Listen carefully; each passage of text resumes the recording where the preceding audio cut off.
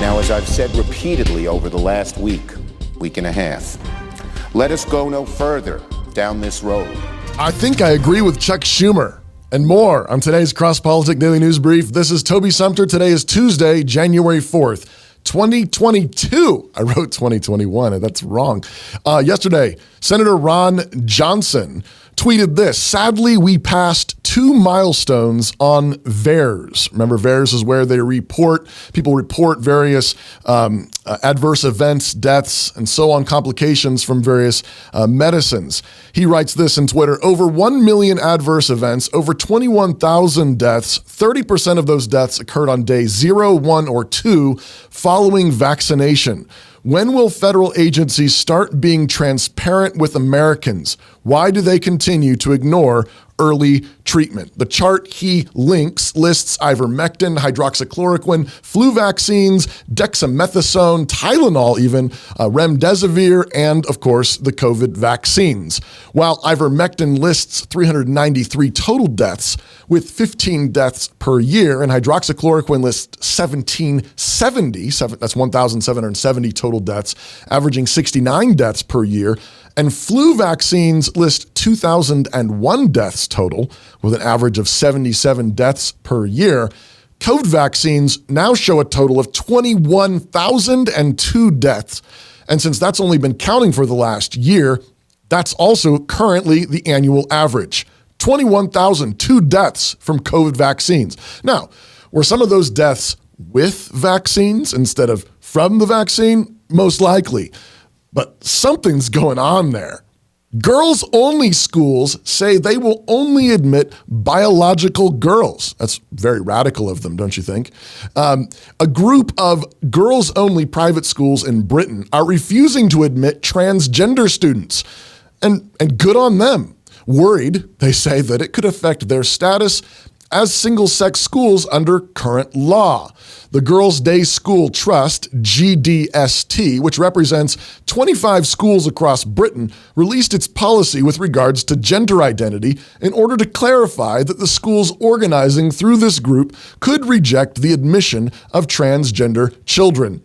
Now, the GDST believes that an admissions policy based on gender identity rather than the legal sex recorded on a student's birth certificate would jeopardize the status of the GDST schools as single-sex schools under a particular act. Their new guidance states, for this reason, GDST schools do not accept applications from students who are legally male. We will, however, continue to monitor the legal interpretation of that exemption, the guidance continues. The trust hastened to add that all current transgender students are welcome to remain as students. The trust also sacrificed 4 oxen, 3 sheep, and 2 turtle doves following the announcement, hoping not to be destroyed from the face of the planet. I'm just kidding about that last part. The problem is that men in the UK and in North America have not stood for freedom. This is why the mission of Armored Republic is to honor Christ by equipping free men with tools of liberty necessary to preserve God-given rights. In the Armored Republic, there's no king but Christ. Actually, that's true in the whole universe. But they're free craftsmen. Body armor is a tool of liberty. They create tools of liberty. Free men must remain ever vigilant against tyranny wherever it appears. God has given us the tools of liberty needed to defend the rights he bestowed on us. Armored Republic is honored to offer you those tools. Visit them at www.ar, the numbers 500, and then the word armor.com. President Biden on Monday will promote an overhaul of the meatpacking industry as he blames rising consumer prices and dwindling farmers' profits on the handful of large middlemen who dominate the processing segment of the supply chain. Here's Biden on Monday. But today, we're here to talk about strengthening competition, which will bring down cost. Back in July, I signed an executive order to promote competition across the economy. In too many industries, a handful of giant companies dominate the market, and too often they use their power to squeeze out smaller competitors and stifle new entrepreneurs, making our economy less dynamic, giving themselves free rein to raise prices, reduce options for consumers, or exploit workers. The meat industry is a textbook example on the price side. 4 big corporations control more than half of the markets in beef, pork, and poultry. These middlemen that they buy from, farmers and ranchers, and sell the processors, sell the processed product to grocery stores. That's the way it works. Without meaningful competition, farmers and ranchers don't get to choose who they sell to. Or put another way, our farmers and ranchers have to pay whatever these 4 big companies say they have to pay, by and large. But that's only half of it. These companies can use their position as middlemen to overcharge grocery stores and ultimately families. If we can hold a second, I was telling my colleagues earlier in my office that I was sitting in my kitchen yesterday, and there's a sunroom off the kitchen, and my wife was there with her sister and a good friend named Mary Ann, and she was saying, do you realize it's over $5 for a pound of hamburger meat? $5? The White House said that the administration will spend $1 billion to expand the independent processing capacity and instill, get this, competition in a market where 4 meatpacking companies currently control 85% of the beef market. 4 firms control 50% of poultry processing, and 4 big processors control 70% of the pork market. Mr. Biden is under pressure to alleviate inflation and supply chain pressures that are making food, gas, and toys and other products more expensive. At times, he's blamed the sticker shock on price gouging by big industry players. The meat processing industry is his latest target. He said dominant processors are increasing their profits at the expense of farmers and families. Mr. Biden's plan includes $100 million for workforce training and safety. Oh, really? Workforce training and safety. Yeah, after Congress accused the meatpacking industry of forcing workers into unsafe conditions during the pandemic. Right, that's the problem. Ransomware attacks also hit the industry earlier in Mr. Biden's term. The White House also said it will be strengthening rules that require farmers and ranchers to get a fair price for the meat they provide. There we go. Strengthen rules that require fair prices. Require fair prices? That's exactly what you don't want the federal government to be doing. That does not incentivize competition, sir. Sorry. Moving on. Actually, Representative Thomas Massey, he shared this and had a thread on Twitter where he walked through this. He actually said the Biden administration is over the target. 4 companies control the majority of meat processed in the United States. This quadopoly, nice, of corporate middlemen have driven up prices in stores while depressing prices paid to struggling farmers. We all agree the solution is to promote competition. Biden advisors recommend antitrust lawsuits against the big packers and subsidies for the little guys. Also regulations, I might add. There's a better answer, though. Again, this is Massey. He says, and it's free.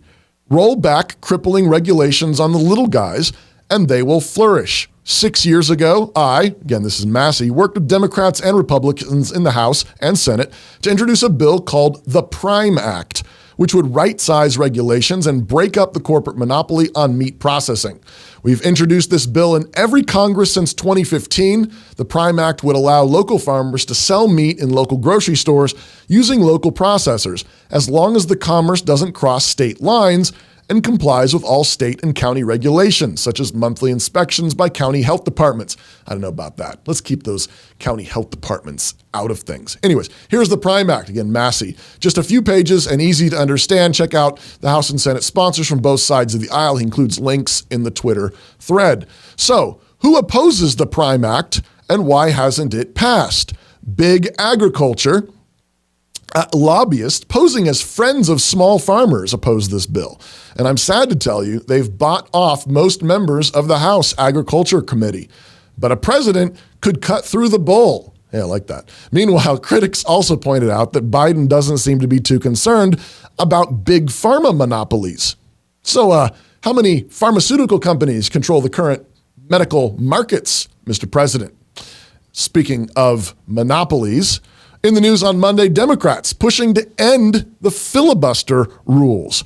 Democrats are resuming their push to change Senate filibuster rules in hope of passing elections legislation, and rumor has it, at least, that they plan to use the one-year anniversary of the Capitol, what did we call that thing? I don't know. They call it a riot, to win over the two holdouts, Senators Joe Manchin and Kyrsten Sinema. Democrats are hopeful that they can sway the two moderates into joining them and end the filibuster. Of course, this is a reversal. This would be an about-face from previous stances. For example, in 2005, then Senator Joe Biden, remember him, of days of yore, a Democrat from Delaware. In 2005, Joe Biden condemned weakening the Senate's tradition of extended debate as a, quote, example of the arrogance of power.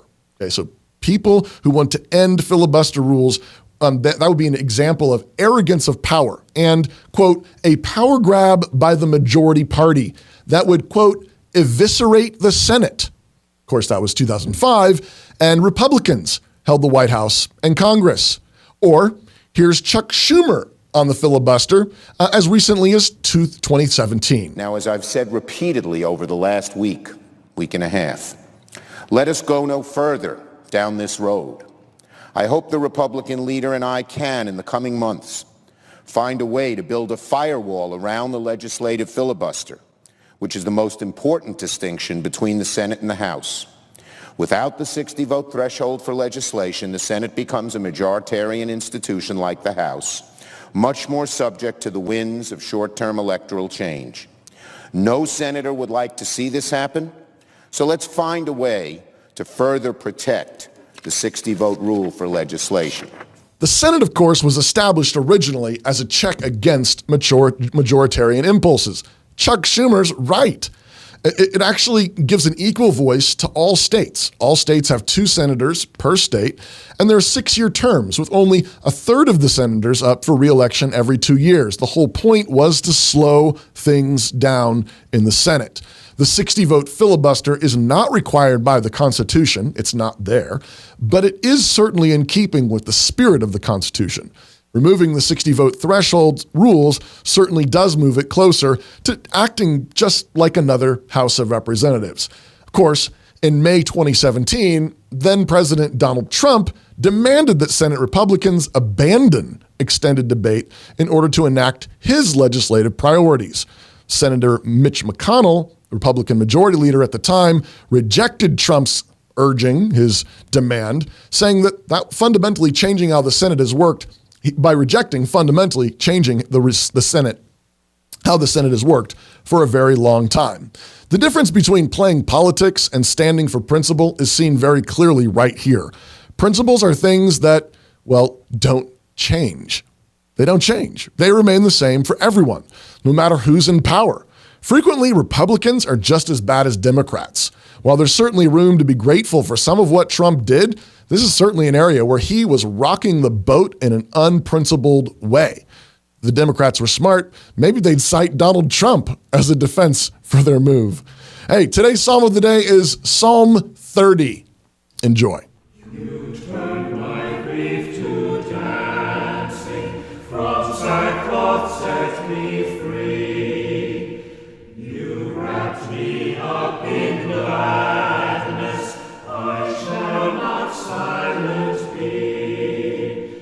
Indeed, my soul, my glory, will praise you and adore. O Lord, my God, I'll thank you both now and evermore. Remember, you can always find the links to our news stories and these Psalms at crosspolitic.com. Just click on the daily news brief and follow the links. Of course, also, you can always get these news stories, these news briefs, and all our shows on our app, which you should have downloaded, of course. This is Toby Sumter with Crosspolitic News. Reminder, support Rowdy Christian Media. Share this show. It's a huge help to us. Or become a Fight Laugh Feast club member. Remember, if you didn't make it to the Fight Laugh Feast conferences or one of our rallies, club members have access to all those talks from men like Doug Wilson and Joe Boot and Jeff Durbin and Glenn Sunshine and Nate Wilson and David Bonson and Vodi Bakum and Ben Merkel and many more. Join today and have a great day.